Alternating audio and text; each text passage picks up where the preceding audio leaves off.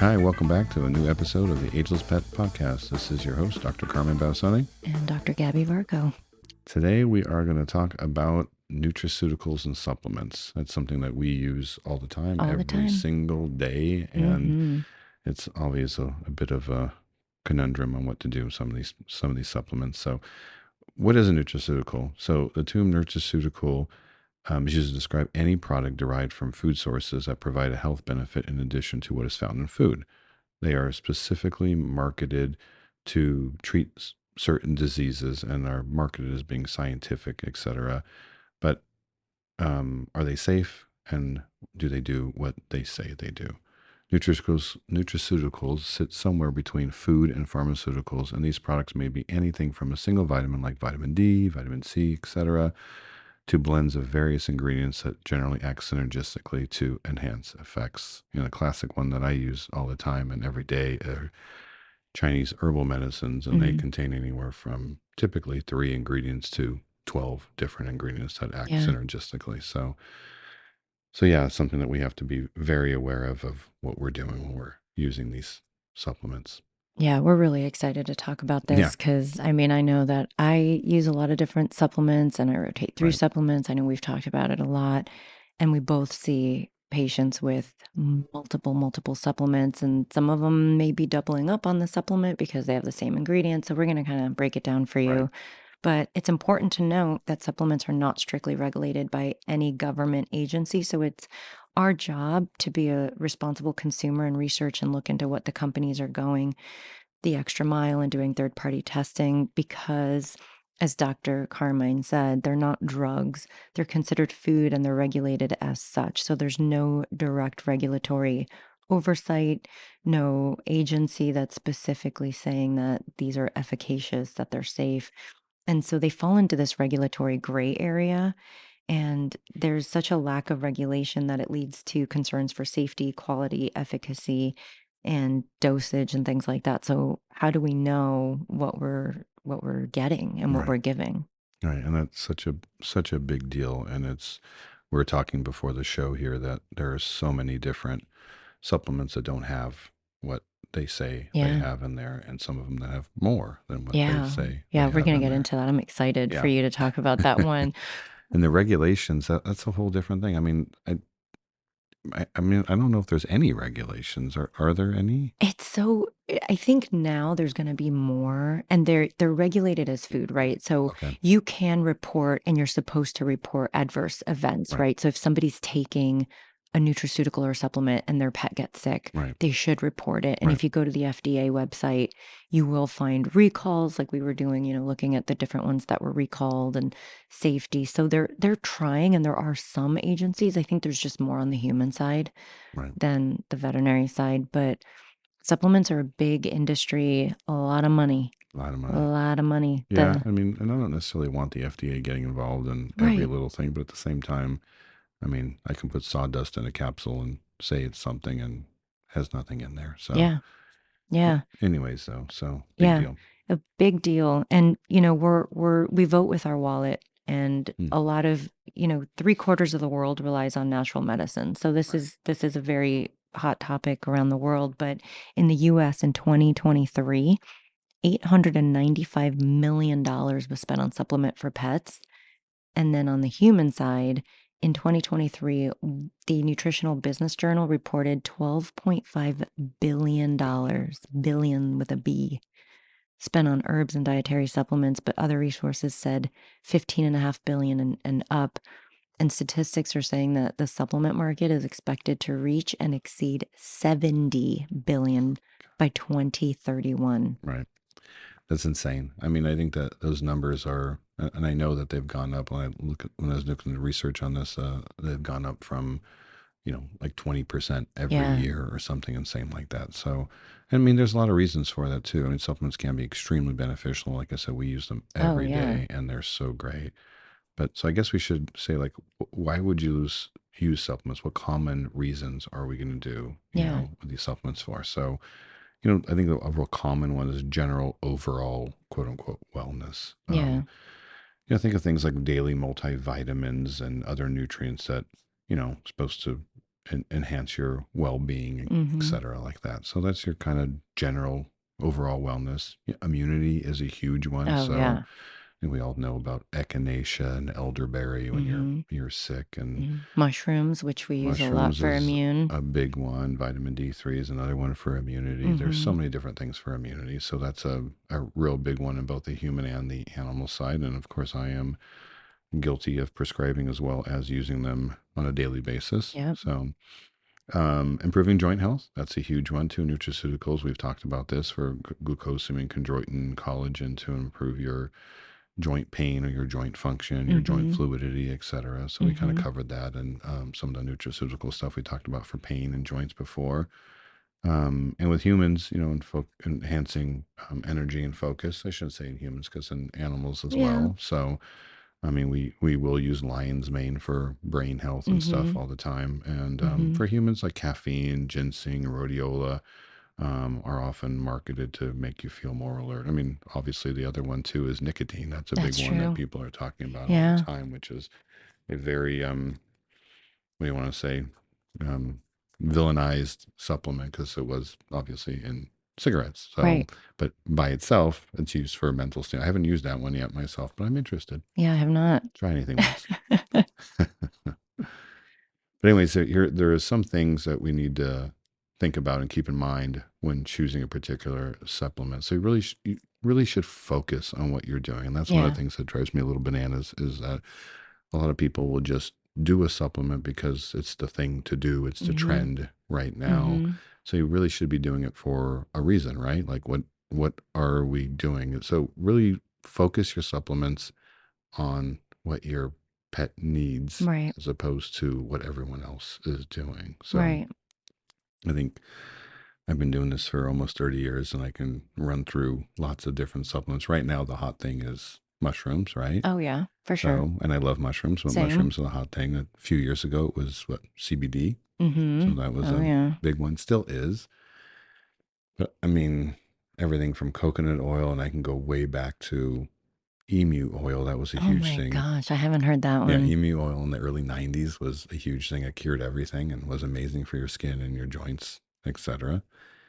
I mean, and microbiome supplements right now are all So over the many. place. I Mm-hmm. mean, I'm sure I'm missing something if you want to throw in there, but I mean, there's just there's just so so many, many. right? Yeah. So that's all over. I mean, there's so many different things to think about, but choose one that is, what you need, not just because everyone else is doing it. So, Right. Right. anyways, And so, how do we choose the right one for you and your pet? So, we're going to get into the practical side of things, how to choose nutraceuticals based on the need. So, just like you were saying, start by being clear on right. why. Hmm. Why do you want the nutraceutical? Are you trying to target your gut microbiome and digestion? Are you looking for something to help with anxiety and stress, which we're seeing a lot in pets these days? Are we looking to reduce pain and inflammation? There's just so many things, and there's going to be overlap Right. because a lot of these supplements, like you were saying, have multiple ingredients. Right. They work synergistically, or it might be something that targets one thing but then has this side benefit for something else. And so that's great, but why do you want to use it? And I think people sometimes just don't know the why. Right. And you'll see supplements come in and you're like, "Oh, what are you using this for?" And it's almost like they're not really sure, but it's big in the whatever community that they're Right. in, or Right. their Right. Right. neighbor's dog is on it and Right. looks great. So know your why. Yeah, and the thing it's so interesting because so many in our industry in our field in particular, there's so many people who come in with a bag Mm, full of supplements and you ask why they're using this and they don't know. Like for instance, if your dog's skin is perfect and its stools are perfect and everything seems great, do we really need a microbiome supplement? Should you test the microbiome first? Do you need to? And you know, why are we doing that? And right. nothing's wrong with doing that, but if you're giving 20 different supplements, we do know there's interactions between supplements and drugs and food, etc. So Mhm.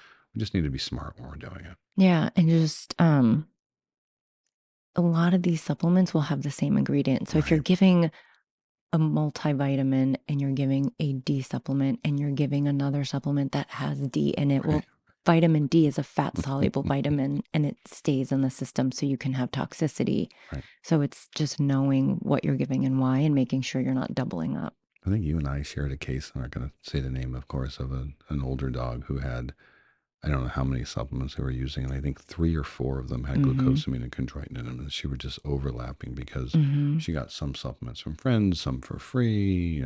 She was kind of a, somebody in the know anyways, and we had to go through this basket of supplements and say, which one should you continue on? Of course, our dog was sick with multiple different problems, and so it's really important to pare down what's important. So, Right. Yeah. So I think that's just number one is why. right. And then research the ingredients. Once you know what you're targeting, it's time to dive into the ingredients because not all supplements are created equal. So you want to understand what's actually in the product. Look for peer-reviewed studies or credible sources or information to confirm the effectiveness of the key ingredients. And something that's really important here is obviously want to be cautious of products that make exaggerated claims with little scientific backing, or they say they're going to cure something because we're not curing cancer with bee pollen or whatever is out, just throwing that out there. But I think a big thing here is if you're looking for peer-reviewed studies or double-blinded placebo control, like were these studies done on the species that it's intended for use? Good point. Or was it done in something completely different? So it doesn't always translate. And so we really want to focus on the species, the studies for the species, efficacy, and dosage. Dosage is so important. So the ingredients are really important here. Ingredients are, and I don't know if we're going into this later too, but so the ingredients are one thing, and then obviously, as long as we're talking about claims and so forth, so many of these companies are relying on, what do you call it? Reviews. Yes. Online reviews and so forth. And so this cured my dog's skin problem. This cured my dog's diarrhea.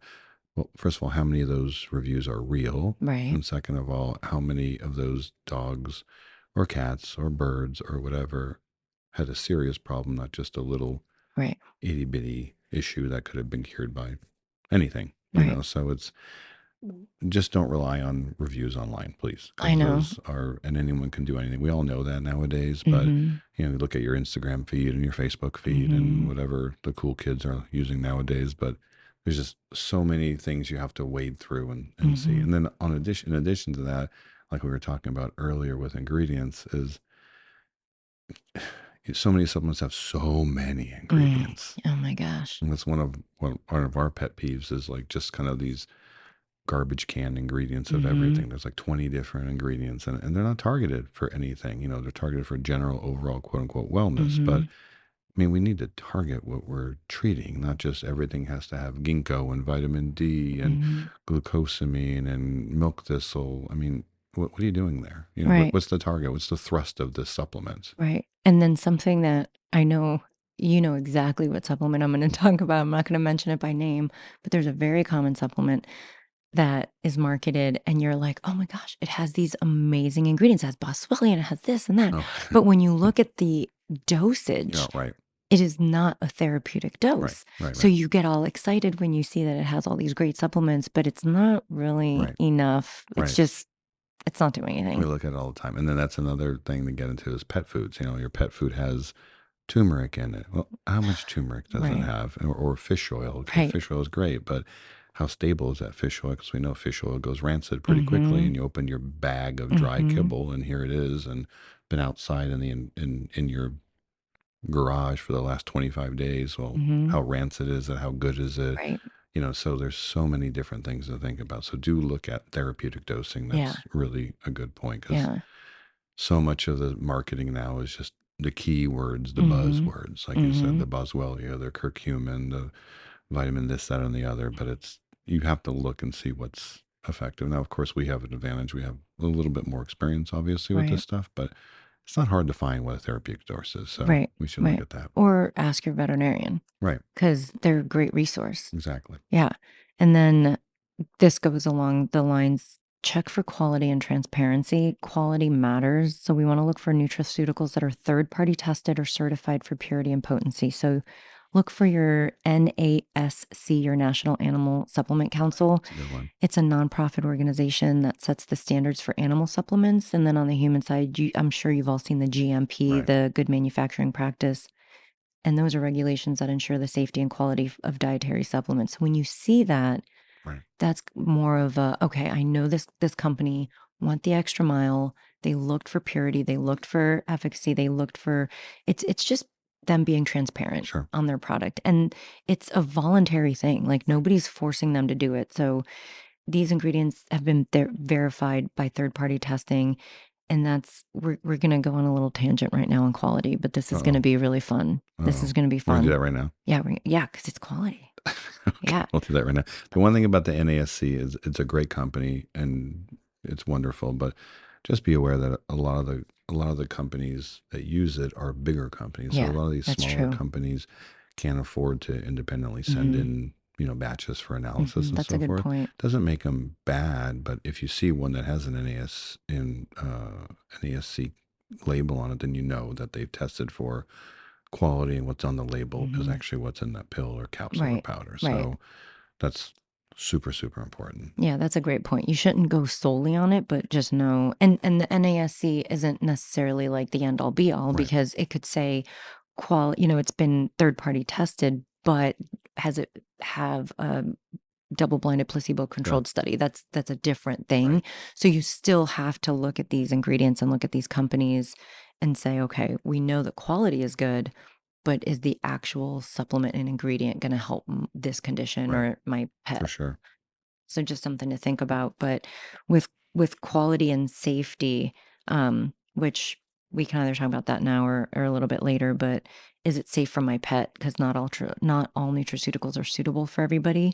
So if there's any allergies, sensitivities, pre-existing medical conditions, you really need to be extra cautious and look for products that are free from unnecessary fillers, obviously checking with your veterinarian, especially if your pet's on medications, because that's going to be something we're going to talk about in a little bit. And just because it's natural doesn't mean that it's safe. That's for sure. Yeah. So I think it's just really important to note that. And so with the quality and the transparency and the safety, we're going to just talk about a few studies that have come out throughout the years, just bringing more awareness on the dangers of nutraceuticals and supplements. And so one of the ones, it's about 10 years old now, but it's a study that came out and it looked at some very popular retailers. This was in February of 2015, and this was so much attention that the New York Times put out a whole article on this, because the New York Attorney General targeted supplement at major retailers. So the major retailers, this is well known. I'm not targeting anybody here, but I'm not bashing anybody, but GNC, Target, Walgreens, and Walmart found that 4 out of 5 of the products did not contain any of the herbs on their labels. So we're going to kind of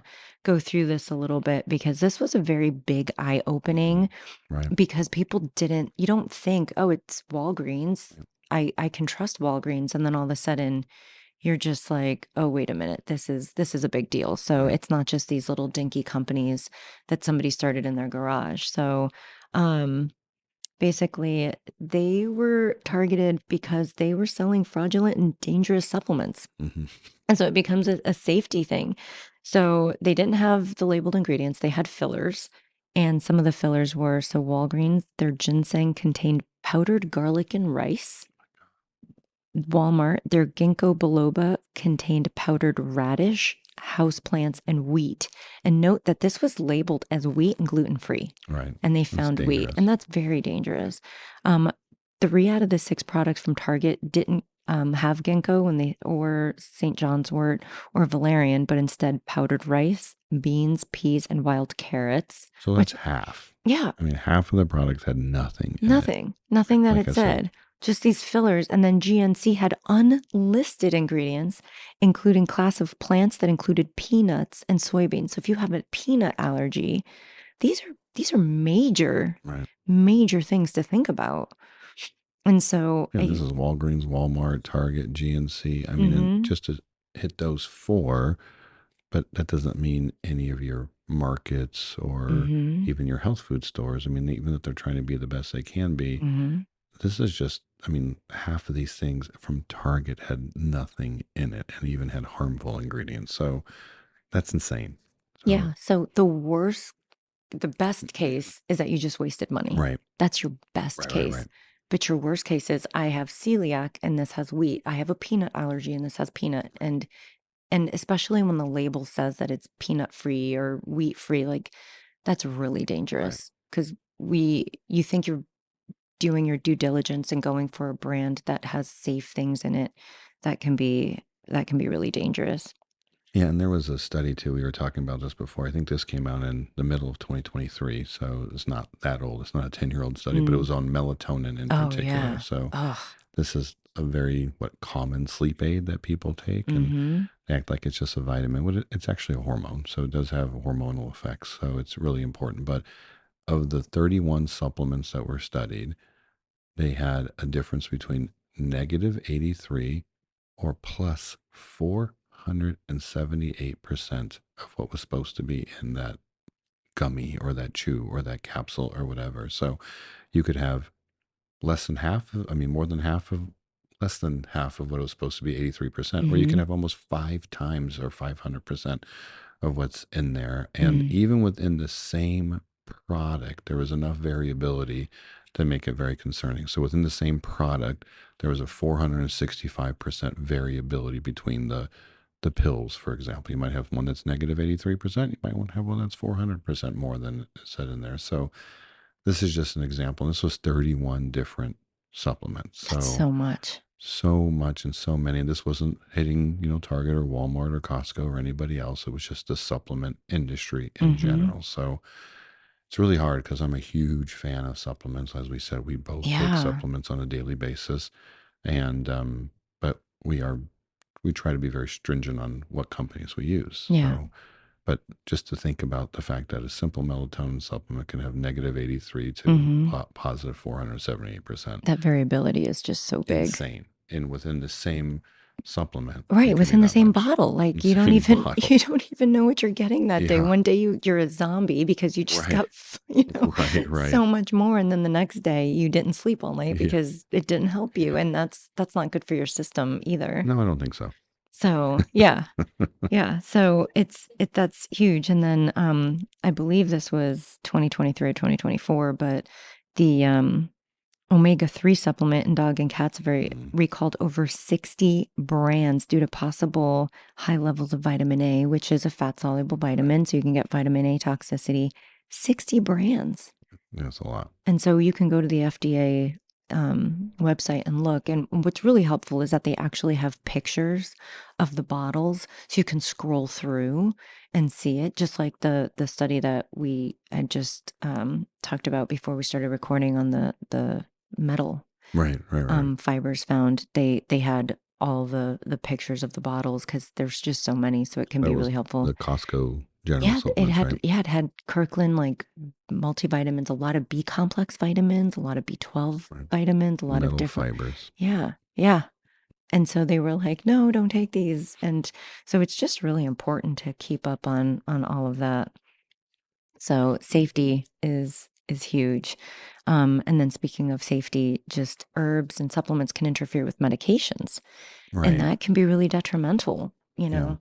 I Before mean, before we jump into that yeah, too, yeah, I yeah. remember there was one study I remember from years ago. This is what really opened my eyes, and I have a new modern one, but from years and years and years ago, I remember they did something with glucosamine and chondroitin, and it Mm, was like they pulled 20 supplements off of the shelf, and mm. only three of them had what they said they had in them, and it was not in relation to the cost That's right, we of the did talk about this product earlier. at Yeah. all. So the cheaper product could have had the same stuff in it as the more Mhm. expensive product, and Mhm. and as a consumer, I just walked into Sprouts to get myself some fish oil, and I knew what I was going to get, so I walked in there looking for it. But Sprouts is a local market in our area, but health food market, and I swear there must have been 50 fish oil supplements. Yeah, how do you Why on know? earth is there 50? How do you choose if there's Right. 50? Right.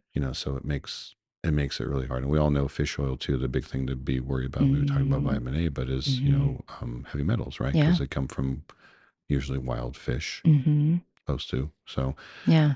but one of the things too, I was just looking up before we had this little discussion was that glucosamine. Recently there was a study done that showed that on the label it had ranged from anywhere from 63.6 to 112% of what's on the label. So, and it said, let's see, where does it say right here?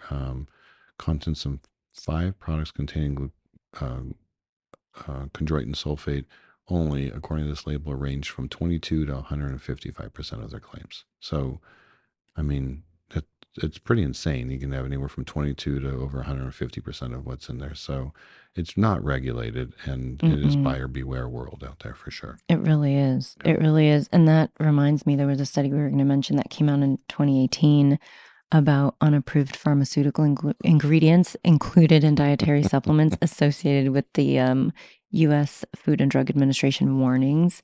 So the findings of this study, they looked at supplements from 2007 through 2016. And so they wanted to see what the trends across adulterated dietary supplements were, and then any associated warnings that these companies had received from the FDA. And so basically, they found that in this improvement study, analysis of the U.S. Food and Drug Administration warnings from 2007 through 2016 showed that unapproved pharmaceutical ingredients were identified in 776 dietary supplements, and these products were commonly marketed for a lot of different things. And 157 products, so 20%, contained more than one unapproved ingredient. Oh my God. I mean, they had pharmaceuticals in these supplements, yeah, to make them, work. yeah. I mean, that's so dangerous. I mean, these were potentially harmful active pharmaceuticals. And then some of these companies had received 2 or 3 warnings more than 6 months apart, and they didn't even correct their ingredients based on the warning. So the FDA was like, "Hey guys, you can't do this," and they didn't even correct it. Right. So that's really dangerous. Yeah. So so that's a whole thing. And I mean, it makes it sound like it's super scary, and it can be. So that's why you really have to go with the companies that you trust. And like Dr. Varco said, if they have research behind it, that Yeah. would be amazing, especially when in the species that you're Mhm. intending to treat. And then, of course, we were just starting to say the drug interactions, right? Yeah. And that's a very big one as well. So, they can do. We have some lists of different drug interactions, but you can make your medications less effective. Mhm. Medications may not have as much of impact on your particular condition, or medication can be too strong now because of the supplement you're Mhm. taking, or the medication now is dangerous or can cause, risk of bleeding or other serious complications. Yeah. Yeah. So, an example is everybody's heard of St. John's wort. I don't we were saying this, we haven't heard I haven't anybody used that in really forever. using it anymore, but people still use it. And it can reduce the effectiveness of many drugs, including cyclosporin, theophylline, digoxin, tacrolimus, just a lot of different medications. It can cause serotonin syndrome. The big thing was everybody, I remember hearing, don't take St. John's wort with antidepressants or birth control pills or blood thinners because it can like be really dangerous. And so that's kind of the big one that everybody Right. talks about. Um, and so it can be really dangerous. And it's not something that you really think about when you're taking a natural supplement. Right. I mean, I know we talk about this all the time, fish oil, right? So a very common Oh supplement, yeah. great supplement for one of the best you can take for dogs and their joints. And, Mm-hmm. we use it for kidney health and brain health, et cetera. But if you're going under surgery, under the knife, they probably should be off of that for a few days. I Mm-hmm. don't know what the current recommendation. I always say at least 72 hours, but you never know because Right. it can increase bleeding. So that's Yeah. a really big deal when you're doing surgery. You don't want this dog to be bleeding Mm-hmm. excessively or anything like that. So that's really important. And we Yeah. we know that certain things like milk thistle, for example, Mm-hmm. will definitely increase the activity of certain liver enzymes. So it can make drugs go through your system a lot quicker and Yeah. be less active because now you just amped up your whatever cytochrome P system that you're amping up. So in other words, some metabolic pathway just got increased Mm-hmm. because you're giving something that's good for your liver. Right. But if you're taking something that's metabolized through the liver, it might Mm-hmm. get in and out of your system a lot quicker than you intended on it doing. Right. And then it's just being aware of, like you were saying, milk thistle and things like that. So SAMI is something that's used a lot for liver support, Right. also been toted. You'll see it in joint supplements as well. Exactly. But one of the things too, so if you're using that and your dog or cat is being treated for pain, amitriptyline and SAMe interact. And so it's not something that you would really think about. So it is really Oh, that's important right.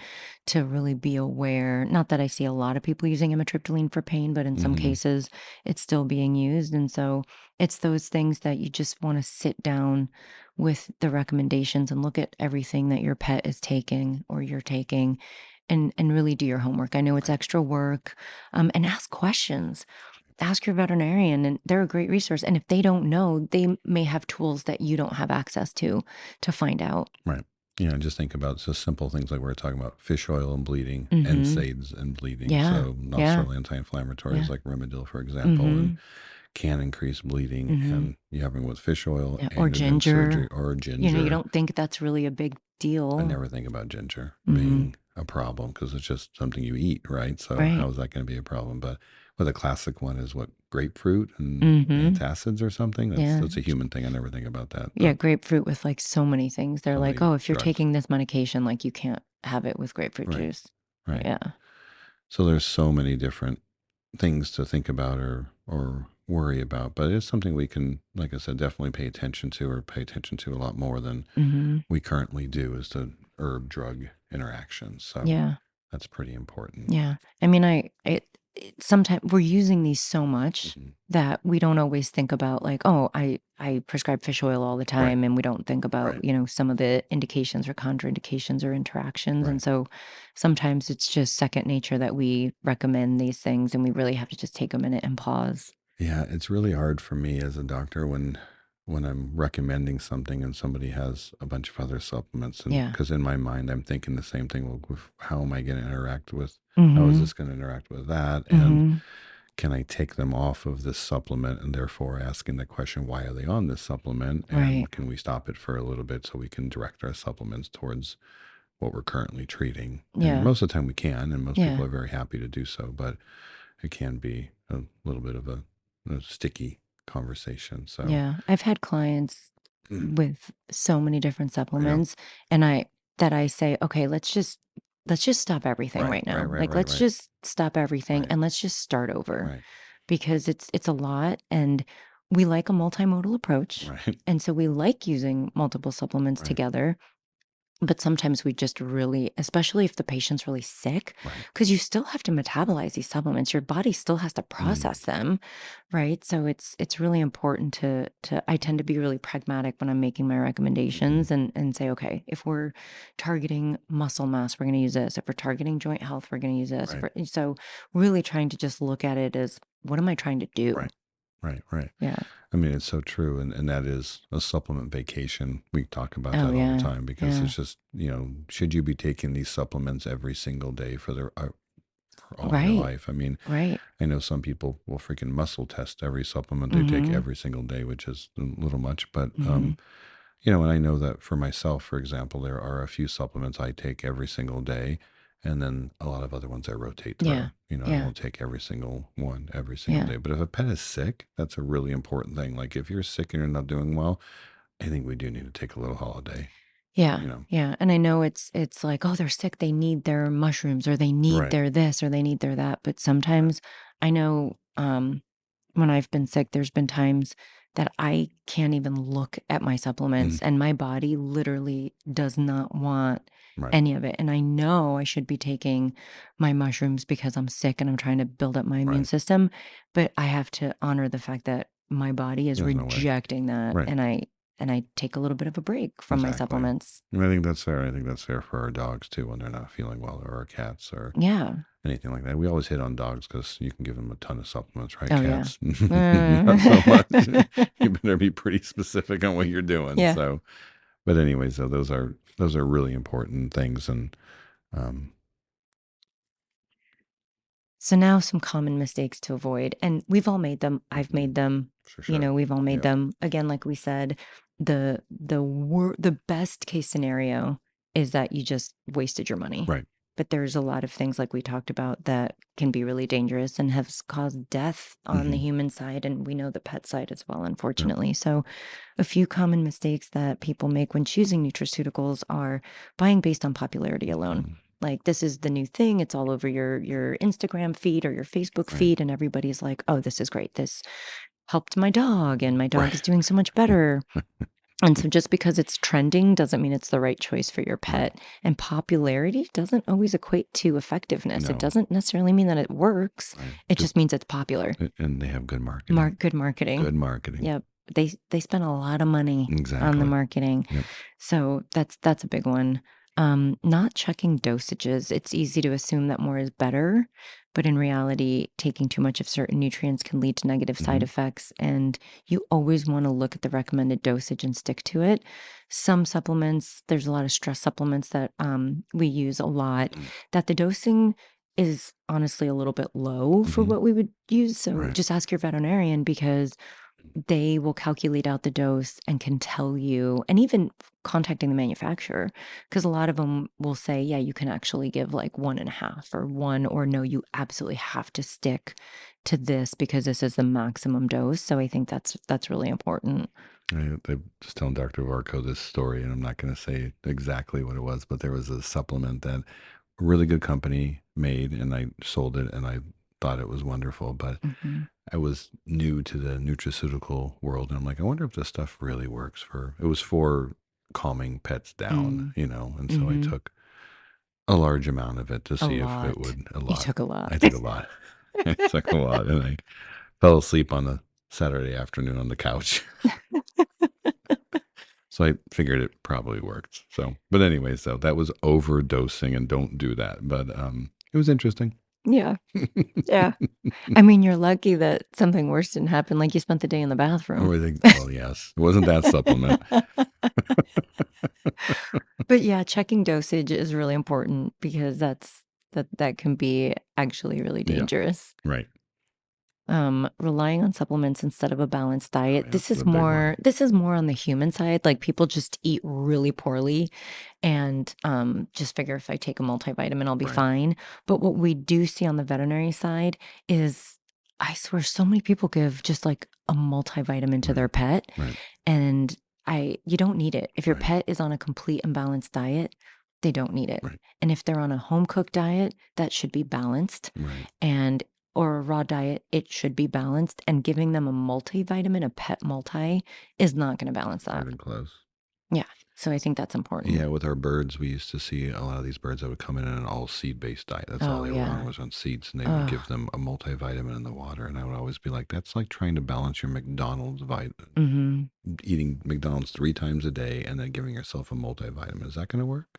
Right. So that's the analogy I always used, and that was years ago. Hopefully, most birds aren't on an all seed based diet anymore. But yeah, that's dietary balancing is a tricky Oh, so thing, tricky. and it's not something that you just feed your dog chicken necks and chicken feed, and that's going to be fine, and a little bit of liver, and you're done. But Yeah. there are so many things, and if you ever balance the diet, you can see you have to Mm-hmm. add this degree of fish oil, this amount of like flax seeds or whatever else to The make these Morton balanced. salt, you have to have it just right and the right Exactly. kind. And hmm there's so many things with So it's it. not easy. So definitely look for a balanced diet when you're doing that. Don't just add your Yeah. one size fits all Yeah. multivitamin. Another mistake to avoid is ignoring potential interactions. So, Mm-hmm. some supplements will and can interact with medication, other supplements, as we already said. And so always just check for contraindications, Mm-hmm. especially if your pet's on medicine. Oh, So yeah. definitely look it up. Some of these contraindications could be theoretical, but Mm-hmm. a lot of them are real. Yeah, So, and I think it's important too for not only medications, but underlying medical conditions. And I tend to be on the cautious side of things. And if I have a patient, and I ran into this recently too. I have a patient with IBD. We're talking about, like, hey, L-glutamine has been used to help the gut and the mhm, gut health. And, well, my patient was an epileptic. And so I said, well, we don't want to use that, because there have been studies that show that you don't want to use it in epileptics, and because it can precipitate seizures or contribute to that or lower the seizure threshold. right. So it's like those little things that you Yep. think it's just such a benign supplement, but they have this medical condition Right. that we have to be careful of. Right. And that goes with rosemary. too. Rosemary. Yeah, rosemary with seizures. Oh, yeah, yeah, yeah, Obviously, yeah. yeah. So, obviously they'll use a little bit of rosemary for preserving a Mhm. food or a snack or something that we're not worried about, but an actual like supplement, Right. then you have to start to worry. So it's things that you wouldn't think about, but you have to. I had the simplest one the other day. It was a dog that was having diarrhea and losing weight, and it was a Mhm. young dog. And I suspected that it might have this condition called exocrine pancreatic Mm. insufficiency, but I didn't know. And the dog was having diarrhea. So I said, well, just give him some psyllium husk because that should Mhm. help Oh, yeah. firm it up. Well, with EPI, high fiber diets are contraindicated because it Mm. makes it worse. So, Mhm. 2 days later, she's called and said the dog's diarrhea is worse than it ever had been. And by that time, I had gotten the results back and it was EPI Mhm. positive. And so I was like, whoops, let's take that off. So, your friend down the street who says your dog's having diarrhea, give it pumpkin Yeah. and, psyllium husk, wonderful, well intentioned, but it depends on what the condition you're Right. treating your dog for. So even a veterinarian like myself or Dr. Varco could, recommend something without having the full database. And, Mhm. your neighbor definitely doesn't have the full They database. sure So, don't. yeah, so they don't. Yeah. But, anyways, Yeah. So yeah, choosing the right nutraceutical doesn't have to be overwhelming. I know that we just made it sound like it's the scariest I know, thing, right? but we're still going to use supplements. We're still going to use, these dietary nutraceuticals. We prescribe them every day. We recommend them every day. Our patients are on them every day. It just requires thorough research and thought, Right, like just thought, because it seems like the most benign thing, right, psyllium, right. Exactly. you know? What can that do wrong? Right. But, the big thing is we know we need stronger policy. We Right. talked about it. Do we want the government getting involved in everything? No, Right. but there's certain things that when it comes to all of these safety things that we just talked about, I think it's just really important. Yeah, no, there's no doubt about that. I mean, I think we were just talking about this earlier. Like we said, we use supplements ourselves. We use them. I mean, I Mhm. can't tell you how many times a day I recommend certain supplements and whatever. Mhm. So I think the thing to be aware of is just what we said. Just avoid the common mistakes. Check for quality, check for purity. Don't Mhm. just get a supplement because everybody else is doing it. We Right. love supplements. We use them all the freaking time. So it's not like we don't Mhm. like them. We're just trying to give you the warnings that we see. And then as far as that goes too, if you're thinking about a supplement, you have a good relationship with your veterinarian, Absolutely. ask your vet. And Mhm. also, if you're getting a supplement from your vet, you Mhm. can pretty much be sure that the quality that they're using is going to be pretty good. They're not going to be using crappy stuff that, they just got offline. They're going to be using some Mhm. really good quality stuff from some really good quality companies. And they may even have stuff that's a little different than when you can get Right. online, like an Yeah. advanced formula or a veterinary Exactly. specific formula. Mhm. So it's not that they're just trying to make money. They're also trying to do what's best for your pet. So Mhm. just realize that. And they're sourcing it from good companies, not Yep. from, some warehouse sitting somewhere, whatever. The Right. quality of the storage is important too. Right. So just be really cautious of what you're doing. And like Mhm. we said, be targeted on what you're doing Mhm. and get good quality stuff. That's the Yeah. important stuff. And nutraceuticals are amazing. And I don't know, helped so many pets with good Oh, so nutraceuticals and many. supplements that So many. it's like there are too many to even name. So it's wonderful, but use good stuff. Yeah, and with that point, a lot of, these veterinarians that your veterinarian, they all have relationships with the companies Right. that they Right. get it. So if Exactly. for some reason there's an adverse effect, the company, like you get a bottle that you open it and all of a sudden you're like, this just looks weird. Right. Bring it back to your veterinarian because they will contact the company and the company most of the time, I'd say 9.5 out of 10 times, will replace that for you.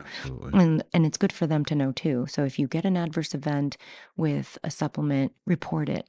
Report it to your veterinarian. That's how we find out that things need to be recalled and Hmm. that something's going on. So your veterinarian is probably the first place that you can get supplements. And I will say that I have started carrying, a supplement here or there that I've heard from my clients. Hmm. Oh, And yeah. so sometimes if you approach your veterinarian and say, hey, this supplement, I used to get it from my other vet, or I learned about it, I looked more into it, found a reputable company, or looked at the company that they were using and decided, oh, this is a great addition to what Hmm. I'm already doing. So, that's a great option too. Mention it to your vet because a lot of them will be open minded and say, this is great. I didn't know. Right. Yeah. No, very, very good. Yeah. So next time you're browsing the supplements and you're going to your local health food store and you get overwhelmed and decision fatigue because there's 50 fish oils on the shelf, Literally.